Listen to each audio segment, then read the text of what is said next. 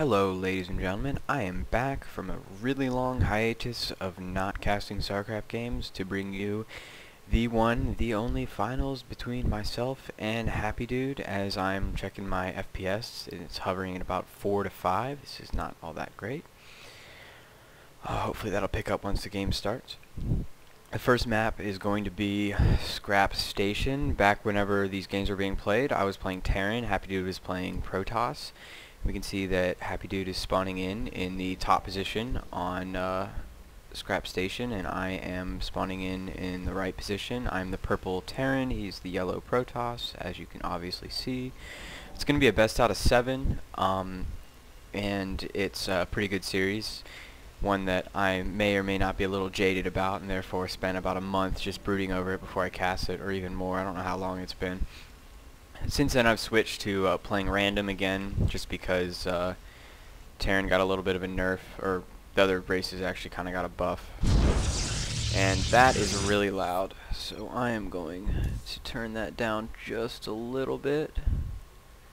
There we go.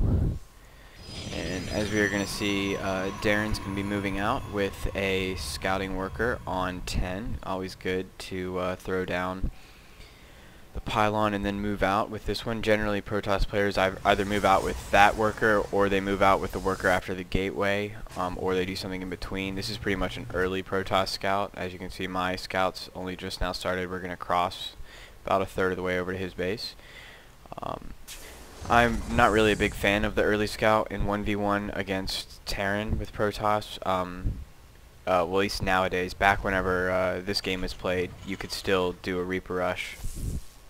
And Darren's going to be trying to get some kind of annoying harassment on. I really should raise that supply depot, because that would give me a little safer area for the worker to be working from. And it's always good to build your buildings close together like that against a toss. That way you can prevent the scouting. My SCV is going to be over here doing a little bit of damage. It looks like Darren is going down for a normally timed 12 gate and 14 gas, and I as well have done a 12 barracks and 13-ish, 14-ish gas. Should be seeing me throw down an orbital command. I'm not paying attention and missing it. I don't really know what that was for. There's the orbital command. There's the marine. Scouting still. Gonna see that he's gone for a quick text, not even getting a zealot out. He's saving up his chrono boost though, and I'm stealing his gas. I like to do this when I see that they're not building a zealot, because it does a number of things.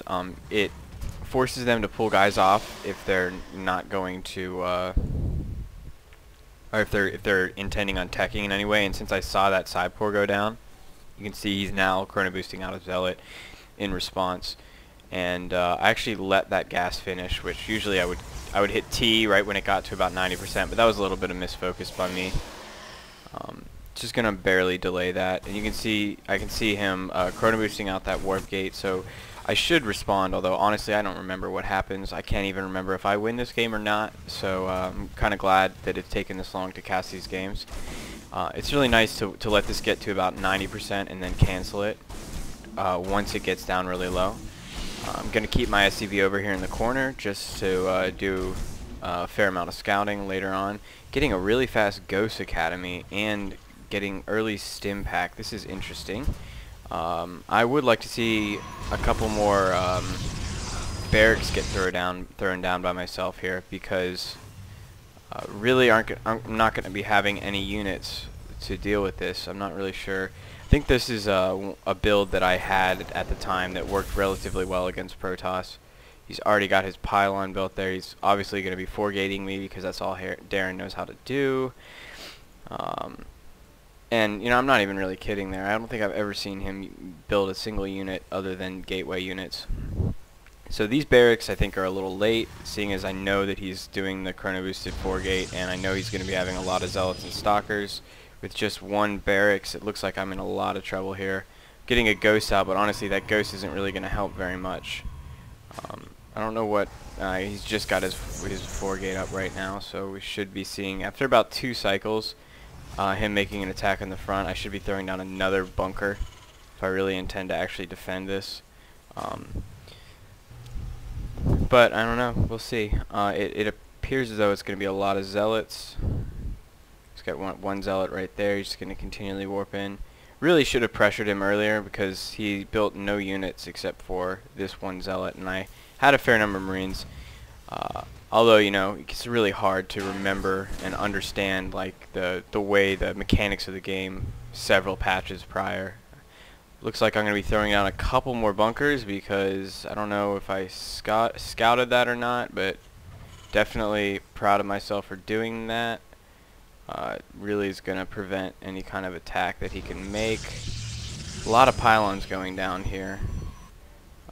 Chrono boosting out all of his warp gates because Darren is awesome. He's not even producing anything more. Let's just look at the production here.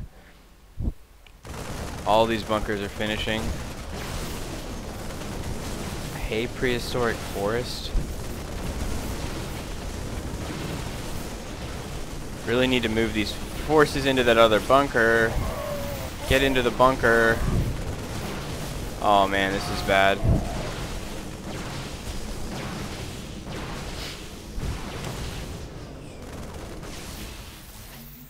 Should be pulling workers off here, but oh, doesn't. This is over. This is pretty much over. That's some bad play on my part. It's nice to watch play that's, you know, taken place a couple months before to see the difference, you know, in your play from then until now. I'm probably still this bad, I don't know. But anyway, that's going to be the first game. I have lost a nice little 4-gate push. It's pretty rare that you actually see Chrono Boost getting thrown down on those warp gates, so I really like that aspect of that build, although it is kind of ridiculously all-in, so I would almost deem it cheese. But I'm not trying to say that in a bad way. I'm not saying that he cheesed me. I'm just saying that it's very all-in-esque, and therefore can be a scary build. Alright, so we're going to go right into the second game in just a moment.